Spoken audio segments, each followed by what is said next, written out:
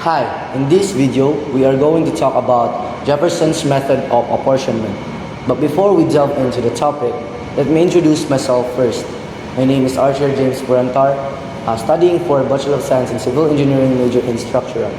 Now, before you proceed or continue watching this video, I recommend first to watch and learn from other material about apportionment and the introduction of apportionment, specifically the Hamilton's method, for you to have a better understanding of what you're going to learn today. So, without further ado, let's dive in. So, what really is apportionment? So, as we know, apportionment is the process of dividing a fixed number of seats among different groups based on their population. So, Jefferson's method was then proposed in 1792. Up until 1842, it was adopted and it became the first method to be implemented in U.S. Congress. This was because the Hamilton's method isn't efficient enough to produce the required number of seats to be apportioned, and Jefferson's method was one way to deal with this problem. So, what really is Jefferson's method? Jefferson's method is used to fairly distribute a fixed number of seats or resources among different groups based on their population. The key is rounding down and adjusting the divisor to match the total number of seats. So here's how it works.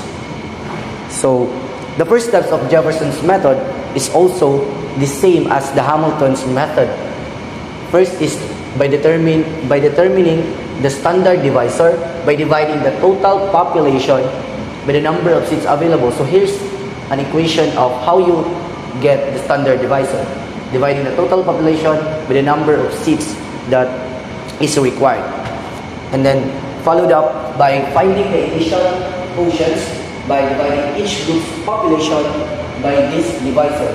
So the previous, the standard divisor that you get earlier you will use that to get the initial quotient.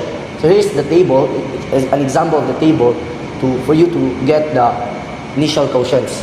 Here you have a population A and population B, for example, and then the population A divided by the standard divisor that we get from earlier.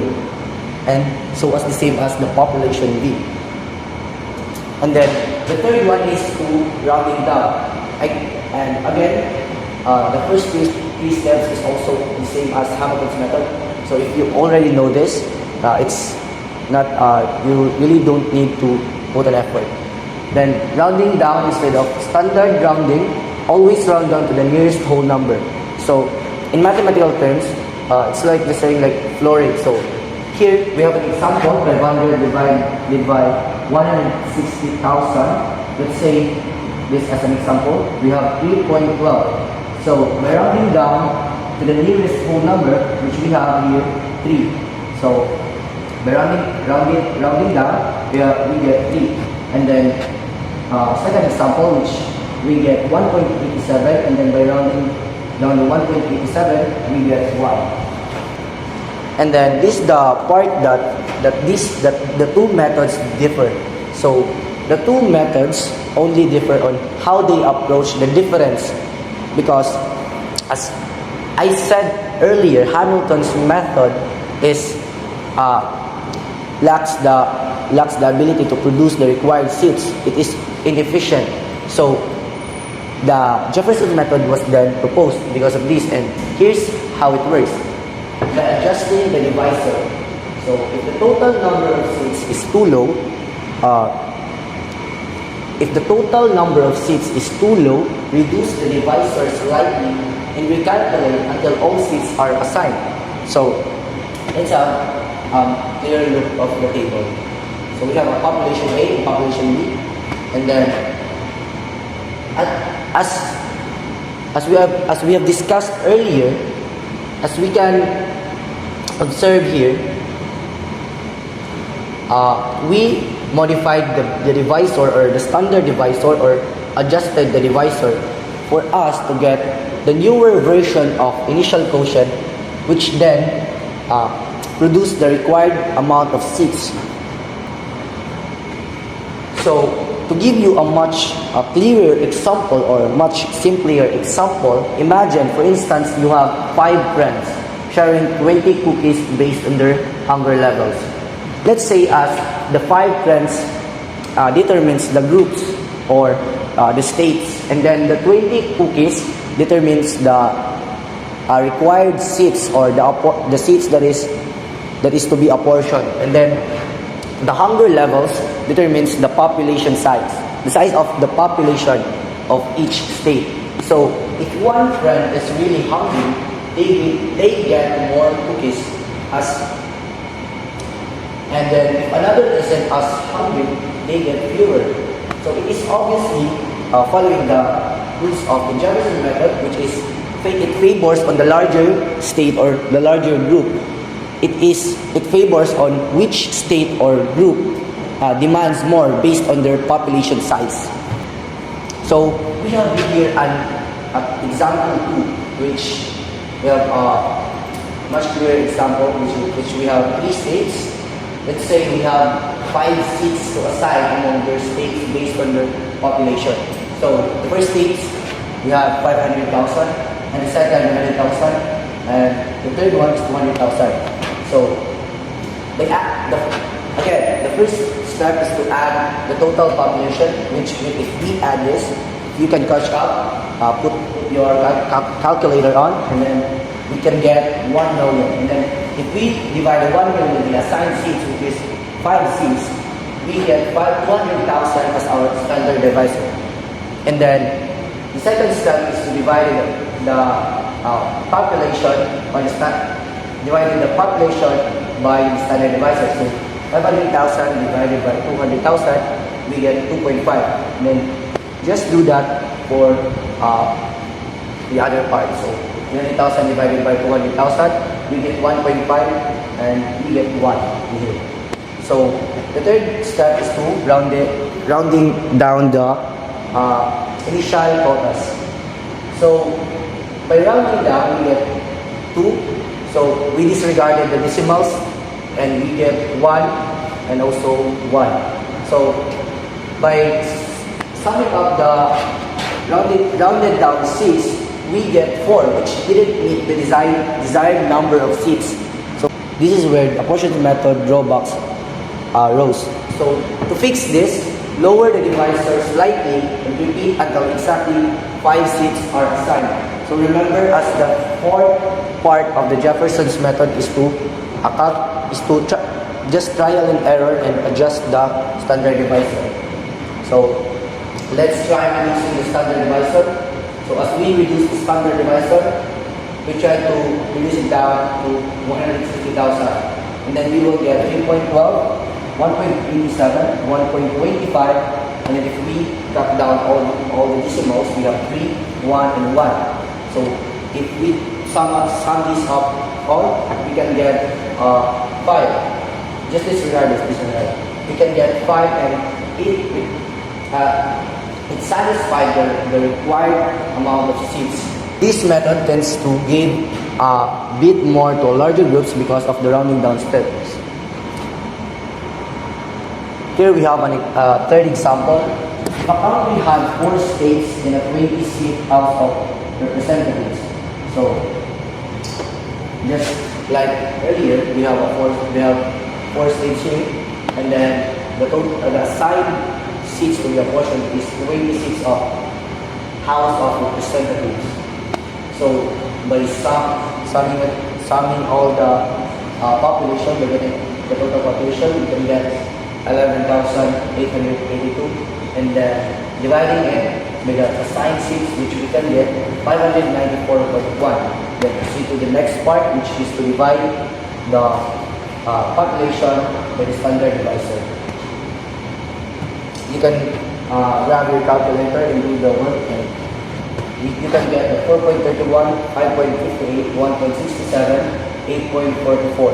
And by rounding down this, we can get 4, 5, 1, and 8. So by summing it up all, we can get 18 seats, which is 2 less than the required seats.